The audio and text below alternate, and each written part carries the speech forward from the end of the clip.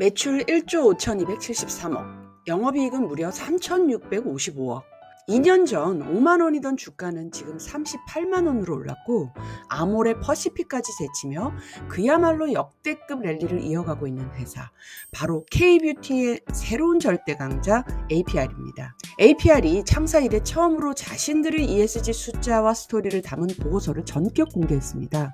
그런데요, 해외 매출이 전체의 80%를 차지하는 글로벌 기업인데 ESG 성적표는 솔직히 유치원생 수준입니다. 이 5가지가 없었는데요. 오늘 영상 보시고 나면 기업들이 오랫동안 잘 나가려면 뭐가 필요한지 알게 되실 겁니다.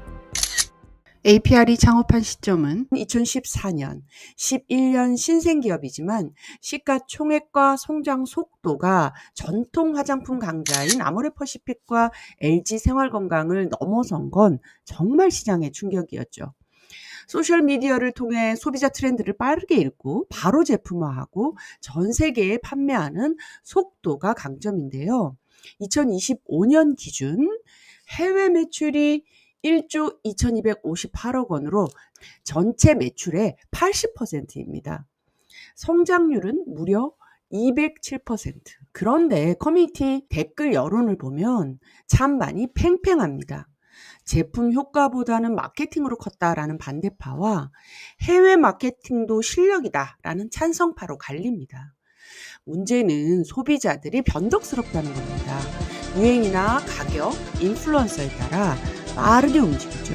APR이 지금 잘 나간다고 해서 안심하긴 이르다는 거죠. 마케팅으로 만든 성장은 제품력과 지속 가능성, 브랜드 철학으로 이어지지 않으면 언제든 흔들릴 수 있거든요. 그래서 우리가 봐야 하는 게 기업의 지속 가능 경영 보고서, 즉 ESG 보고서입니다. 여기서 우리가 먼저 이해해야 할 게 있습니다. 투자자들이 왜 이런 보고서를 들여다볼까요? 시장에는 단타로 치고 빠지는 투자자도 있지만 국민연금 같이 거대한 장기 투자자들이 가득합니다. 이들이 가장 두려워하는 건 잘 나가던 기업이 하루아침에 훅 가는 것, 즉 지속 가능성 리스크입니다. 재무제표에는 과거 정보만 있잖아요. 그런데 ESG 보고서를 보면 그 기업의 현재와 미래 상태를 볼 수 있거든요.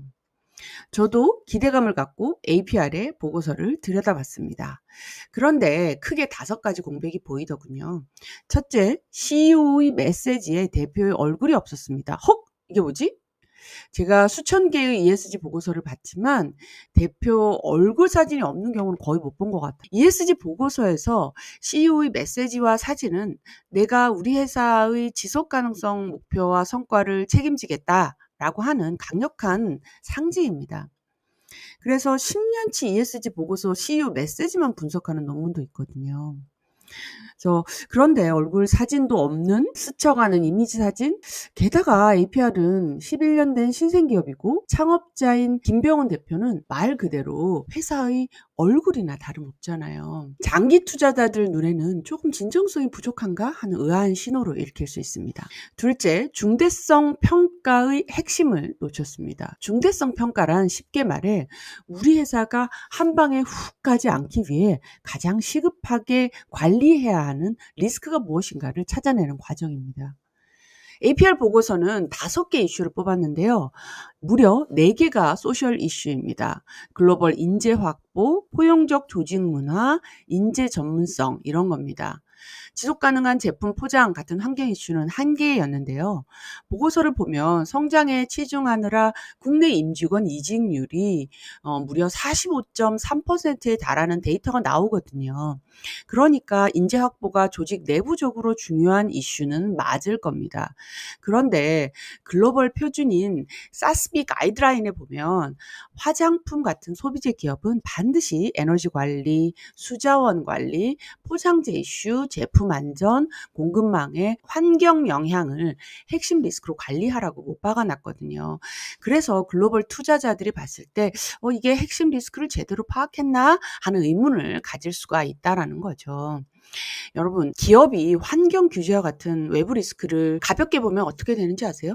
최근 미국 M&M 초콜릿에서 가장 인기 있었던 파란색과 갈색이 전격 퇴출당했습니다.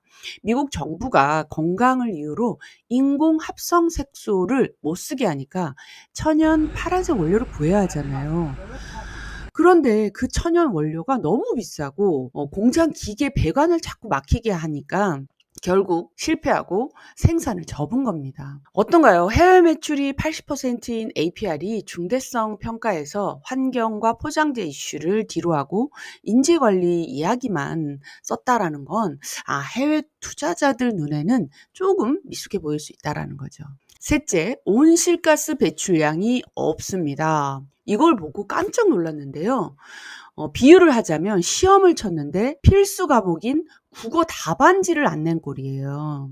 총 에너지 사용량은 2024년 약 39,000 기가줄에서 2025년 약 84,000 기가줄로 무려 111.7% 폭증했다고 되어 있습니다. 아마 온실가스도 그만큼 늘었을 겁니다. 에너지 사용량은 전기와 LNG 같은 연료를 얼마나 썼는지 보여주는 자료이고, 이 자료를 계산식을 통해서 온실가스 배출량을 충분히 공개할 수 있었을 텐데 이 핵심 숫자를 비웠던 게 조금 의아했습니다. 넷째, 포장재에 대한 대응책이 없습니다. 매출이 폭발적으로 늘었으니 포장재도 그만큼 많이 썼을 겁니다. APR의 총 포장재 중량은 125.8% 증가했는데요. 진짜 심각한 건 그중에서도 플라스틱 포장재 사용량이 무려 284.8% 폭증했습니다. 총 폐기물 발생량도 376.3% 늘었는데요. 문제는 APR의 주 무대인 미국과 유럽이 지금 포장재 규제 폭탄을 투하하고 있다는 겁니다. EU는 포장재의 재생원료 사용을 의무화하고 있고, 또 미국은 기업의 포장 폐기물 수거와 재활용 비용을 고스란히 떠넘기는 생산자 책임 재활용 제도를 강화하고 있거든요. 그래서 해외 기업들은 대부분 포장재에 관련된 목표 숫자가 있습니다. APR이 이 부분을 신경 쓰지 않으면 향후 규제 비용과 평판 리스크 등이 생길 수 있습니다.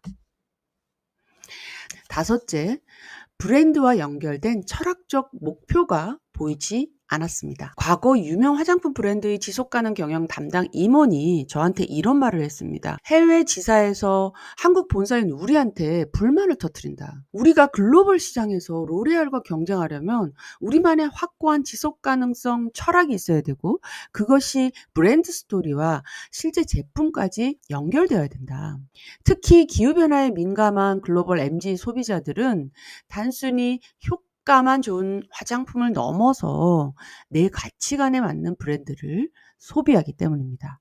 하지만 APR의 첫 보고서에서는 이러한 철학이 잘 보이지 않았습니다. 물론 첫 술에 배부를 수는 없을 겁니다. 30년 동안 ESG 시스템을 다져온 대기업들과 초고속 성장한 젊은 기업을 똑같이 비교하기는 어렵겠죠. 제 관점은 이렇습니다. APR은 트렌디한 이미지, 젊고 유능한 CEO, 그리고 천재적인 마케팅 능력으로 글로벌 시장을 뚫어낸 멋진 기업입니다. 이 대단한 마케팅과 기획 능력이 기업의 ESG 철학과 결합했다면 얼마나 더 멋진 보고서가 나왔을까 하는 깊은 아쉬움도 남는 이유입니다. 겉모습만 화려한 성장이 아니라 속까지 단단한 멋진 기업이 되는 거죠. 첫 번째 보고서에서 기초 체력을 보여줬으니 내년에 발간될 두 번째 보고서에는 APR만의 지속가능성 로드맵이 담긴 솔직하고 담백한 브랜드 철학이 담겨지길 진심으로 기대해 보겠습니다. 임팩트온은 앞으로 기업 ESG팀을 팍팍 응원합니다. 오늘 실전 ESG 분석이 도움이 되셨다면 좋아요와 구독 눌러주세요. 감사합니다.